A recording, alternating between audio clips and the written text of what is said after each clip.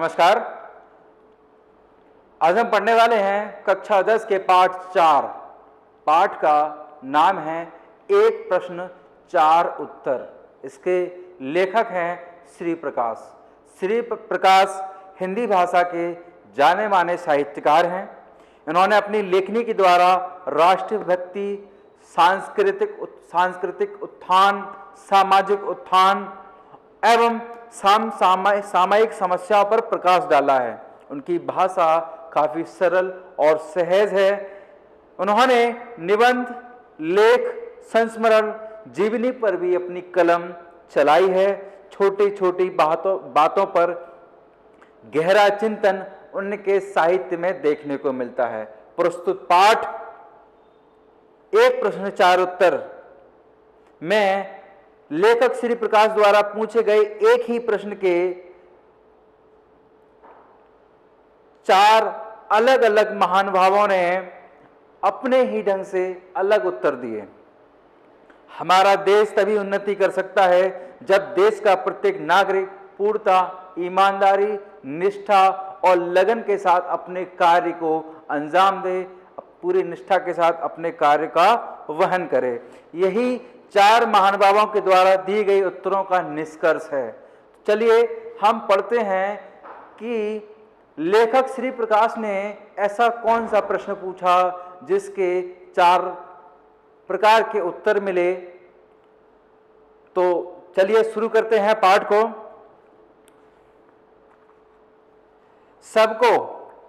सबको ही कुछ न कुछ धुन होती है। मुझे भी कई बातों की धुन है। मुझे भी कई बातों का खपत है। इनमें एक यही है कि जब किसी विदेशी से मेरी मित्रता हो जाती है और उन्हें सहृदय पाता हूं या अपने हृदय के करीब पाता हूं, साथ ही यह समझता हूं कि हमारे देश में बहुत दिनों से रहने के कारण वे पर्याप्त अनुभव भी प्राप्त कर चुके हैं, तो उनसे किसी अवसर पर मैं एक ही प्रश्न पूछता हूं। आप कृपा कर यह बतलाएं कि क्या कारण है कि हमारे देश में इतने विशेष महापुरुषों के रहते हुए, इतने बड़े बड़े आंदोलनों के होते हुए भी देश कुछ उन्नति नहीं कर पा रहा है। यहां श्री प्रकाश कुछ महानुभावों से, कुछ खास व्यक्तित्व से मिले।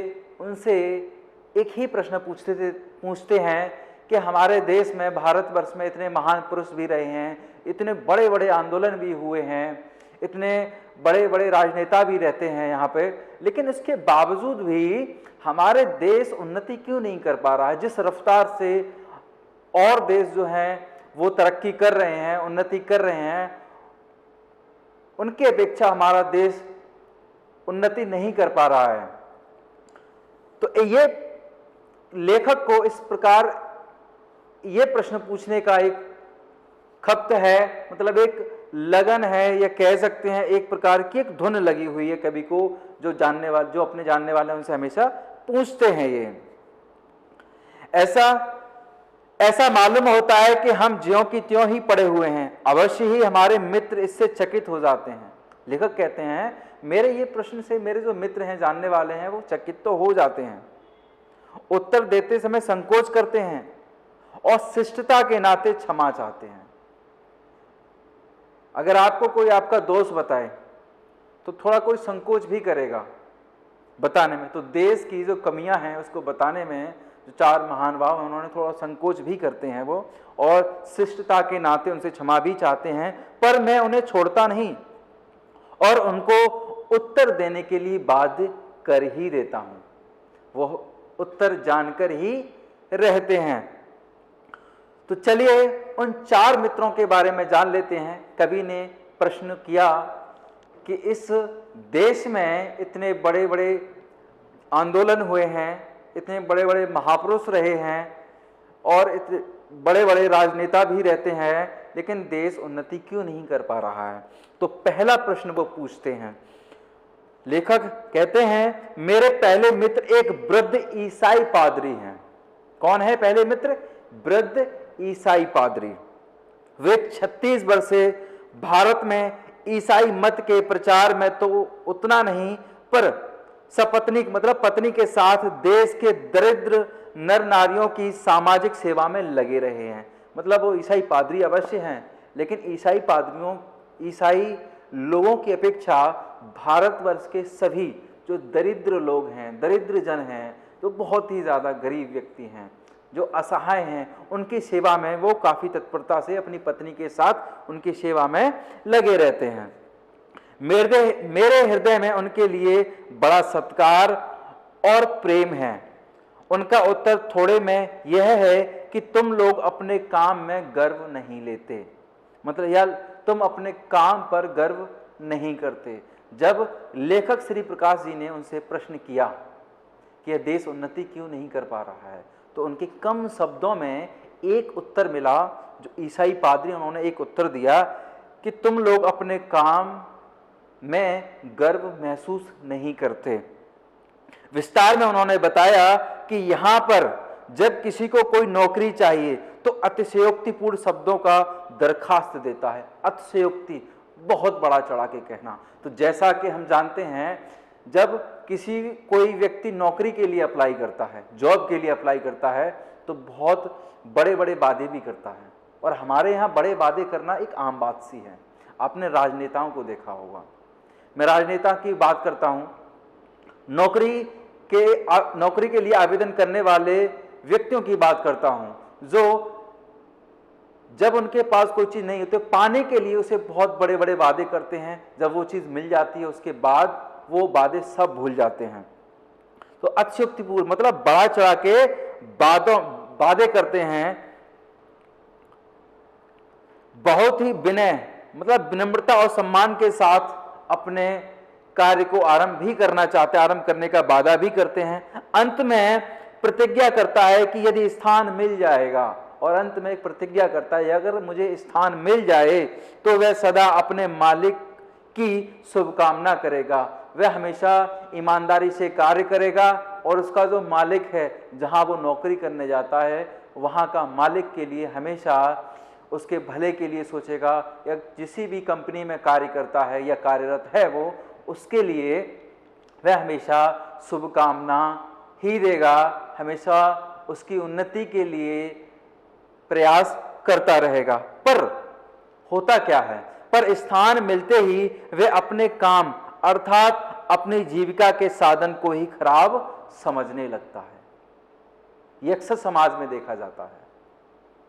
पहले व्यक्ति बहुत उत्साह के साथ, बड़े बड़े वादों के साथ किसी कार्य का प्रारंभ तो करता है, पर धीरे धीरे वह अपनी जीविका को खराब समझने लगता है, औरों से तुलना करने लगता है, और कहता है कि यार कि इस कार्य में मुझे या मेरा मन नहीं लगता, यह कार्य मेरे लिए सटीक नहीं है, यह कार्य मैं करना नहीं चाहता।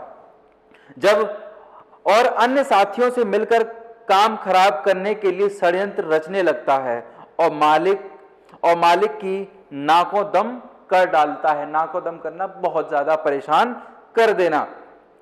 और देशों में, ये भारतवर्ष की बात थी, अगर और किसी देश की बात कही जाए, और किसी देश में, जैसा कि लेखक ने प्रश्न पूछा और पहले मित्र वृद्ध ईसाई ने जवाब दिया था, यहाँ के लोग अपने काम में गर्व नहीं लेते।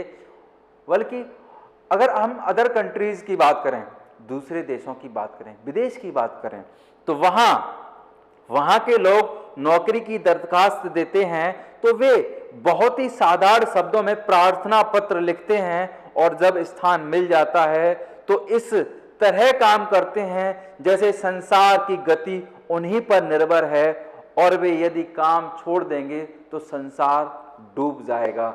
यानी कि वो पूरी तल्लीनता से अपने कार्य को अंजाम देते हैं, पूरी ईमानदारी से अपने कार्य का वहन करते हैं, अपना कार्य करते हैं।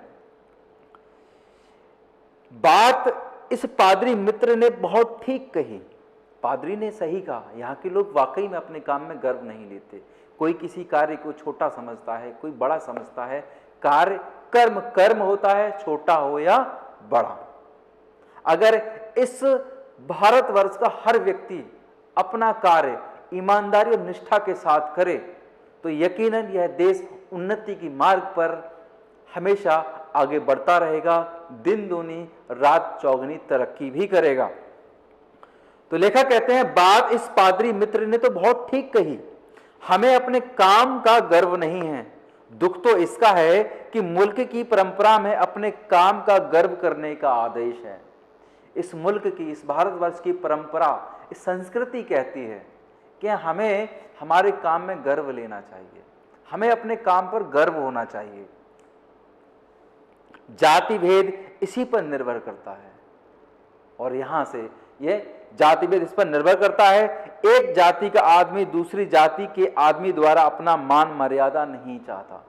वह क्या चाहता है? एक व्यक्ति दूसरे, एक जाति का व्यक्ति किसी अन्य जाति के व्यक्ति से मान मर्यादा नहीं चाहता। वह चाहता है कि उसके जाति के जो लोग हैं वो उसे सर आंखों पे रखें।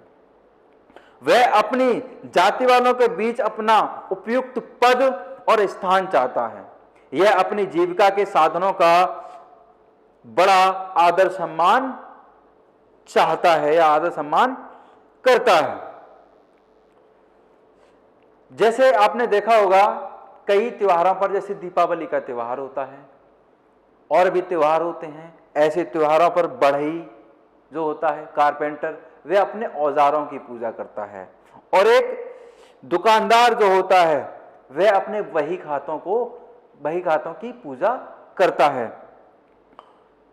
पर लंबी दास्ता के कारण हम अपनी परंपरा को भूल गए हैं। दास्ता का तात्पर्य है गुलामी, मानसिक गुलामी कह सकते हैं। तो लंबी दास्ता के कारण हम अपनी परंपराओं को भूल चुके हैं, हम अपने काम में गर्व नहीं लेते, हम अपना काम छोड़कर दूसरे काम को उठाते हैं, एक काम छोड़कर दूसरा काम करने लगते हैं। हम अपनी असफलता का दोष दूसरों को देते हैं, स्वयं दुखी रहते हैं और दूसरों को भी दुखी करते हैं।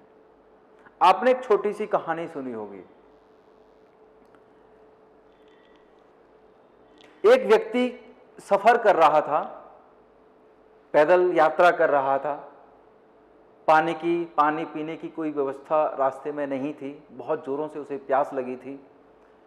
तो उसने सोचा क्यों ना जमीन में गड्ढा खोद के पानी निकाला जाए। दो व्यक्ति थे, दोनों ने अपने गड्ढे खोदने शुरू किए, जमीन को खोदना शुरू किया।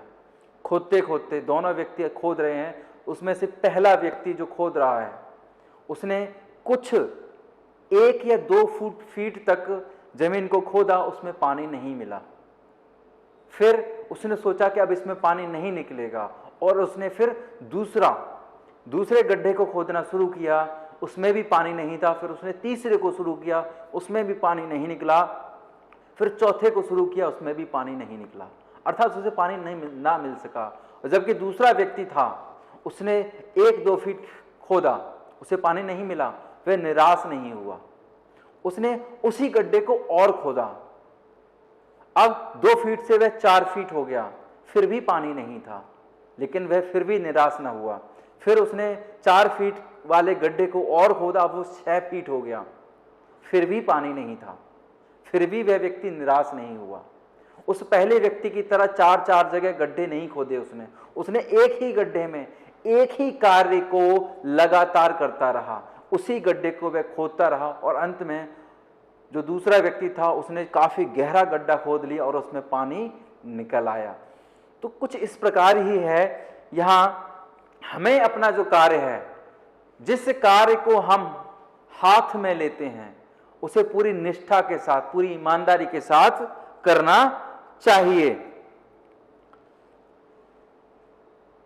कोई काम ठीक ना कर सकने के कारण अपने को खराब करते हैं, और जब हम किसी कार्य को हाथ में लेते हैं और वह काम ठीक से, मन से, लगन से, तल्लीनता से नहीं करते हैं, तो उसमें हैरास स्वयं का होता है, उसमें हम अपने आप को खराब करते हैं।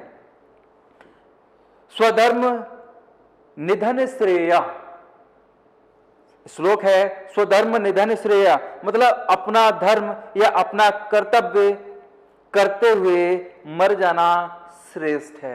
अपने कार्य को करते हुए मर जाना ही श्रेष्ठ है। यह आदेश हम भूल गए हैं, हम अपने काम में गर्व नहीं लेते। ये थे पहले मित्र, लेखक श्री प्रकाश के पहले मित्र का दिया गया उत्तर। अब लेखक श्री प्रकाश दोबारा से अपने दूसरे मित्र से सेम यही प्रश्न करते हैं। उन्हें क्या उत्तर मिलता है? दूसरा व्यक्ति कौन है? ये पहले व्यक्ति, दूसरे मित्र, इनके नाम आपको याद रखने हैं। और उन्होंने उत्तर में क्या जवाब दिया, क्या उत्तर दिया, वो भी हमें याद रखना है। तो दूसरे मित्र एक वृद्ध सरकारी कर्मचारी आईसीएस के सदस्य हैं, वृद्ध हैं, आईसीएस के सदस्य हैं। 30 वर्षों से अधिक भारत में गवर्नमेंटी नौकरी कर हाल में पेंशन लेकर वापस स्वदेश गए। न जाने कैसे मेरी उनसे बड़ी मैत्री हो गई। वही सवाल मैंने उनके सामने पेश किया। उनसे उत्तर मिला कि तुम लोग जिम्मेदारी नहीं समझते। एक पंक्ति में उन्होंने उत्तर दिया कि तुम लोग अपनी जिम्मेदारी नहीं समझते। अब जिम्मेदारी किस प्रकार की होती है? मेरी जिम्मेदारी, आप सबकी जिम्मेदारी, मेरी जिम्मेदारी यह है कि मेरे संपर्क में जितने भी व्यक्ति हैं उनको मेरी तरफ से किसी प्रकार का कोई कष्ट ना होने पाए, ये मेरी जिम्मेदारी है। या मुझसे जितने भी लोग जुड़े हुए हैं, मेरी वजह से कोई कष्ट उनको ना हो पाए, या मेरी वजह से कोई काम उनका असफल ना हो, ये मेरी जिम्मेदारी है। देश के लिए भी मेरी जिम्मेदारी है, अपने मेरे सभी मित्र हैं या मुझसे जितने भी लोग जुड़े हैं उन सब से मेरी जिम्मेदारी है। तो इस जिम्मेदारी को बताते हुए लेखक के दूसरे मित्र जो कि आईएएस हैं, उन्होंने कहा कि तुम लोग जिम्मेदारी नहीं समझते। विस्तार में इसका अर्थ यह है कि व्यक्ति की समष्टि की तरफ एक कर्तव्य होता है, इस संसार के लिए एक कर्तव्य होता है, उसे हम नहीं जानते। जो काम उठाया उसे करना चाहिए, यह विश्वास की मेहमान, जो काम हमें मिला है उस काम को हमें अच्छे से करना चाहिए। यह गुण हम भूल गए हैं। जो काम हमें मिला उसको हम बहुत ईमानदारी से करें, ये गुण हम भूल चुके हैं। यहाँ के लोग इस गुण को भूल चुके हैं। किसी को किसी पर विश्वास नहीं रह गया है। खाने की दावत हो तो ना मेहमान को विश्वास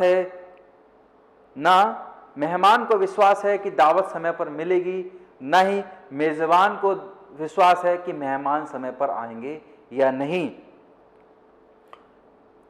ना एक गृहस्थ को विश्वास है कि धोबी उसके कपड़े समय पर देगा या नहीं, ना ही धोबी को विश्वास है कि उसे उसके पैसे समय पर मिलेंगे या नहीं, ना ही एक व्यक्ति को इस बात का विश्वास है कि ट्रेन समय पर आएगी या नहीं, या ट्रेन रेलगाड़ी हमें समय पर यथास्थान पर पहुंचाएगी या नहीं।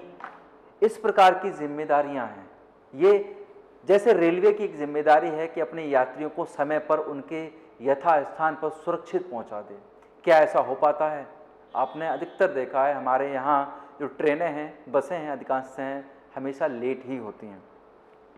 मतलब हमें इसका तात्पर्य है कि हर व्यक्ति को किसी पर विश्वास नहीं रह गया है कि क्या मेरा काम समय पर ठीक से हो पाएगा या नहीं।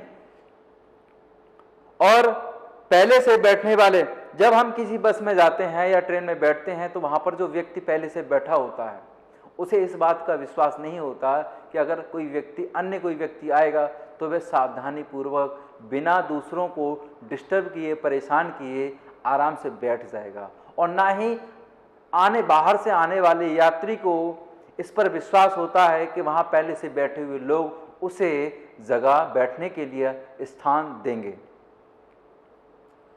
सड़क पर चलने वाले, और भी कई उदाहरण है। सड़क पर चलने वालों को यह विश्वास नहीं कि आगे चलने वाला अपना छाता इस तरह से खोलेगा कि उसकी नोक मेरी आंख में न फूट जाएगी। यह अविश्वास ही है। ना यह पीछे चलने वाला मुझे व्यर्थ धक्का न देगा। किसी को किसी पर यह विश्वास नहीं कि केले, नारंगी का छिलका या सुई, पिन आदि किसी तरह वह न छोड़ेगा जिससे दूसरों को कष्ट न पहुंचे। हम अधिकांशतः यही कार्य करते हैं। जब मार्केट से आप कोई सामान लेते हैं, खाने पीने की कोई चीज़, कोई वस्तु लेते हैं, तो अक्सर देखा जाता है कि जो रैपर होते हैं, पॉलीथीन वगैरह होती हैं, तो व्यक्ति उसको डस्टबिन में, कूड़ेदान में डालने की बजाय सड़कों पे यूं ही फेंक दिया करते हैं। इसकी वजह से प्रकृति को नुकसान होता है। आपने अक्सर देखा है समुद्रों में जो समुद्री जीव जो होते हैं, समुद्रों में आजकल प्लास्टिक की जो पॉलीथीन है या पॉली बैग्स जो हैं वो बहुत ज़्यादा मात्रा में बढ़ते जा रहे हैं, जिससे समुद्री जीवन को नुकसान पहुंच रहा है।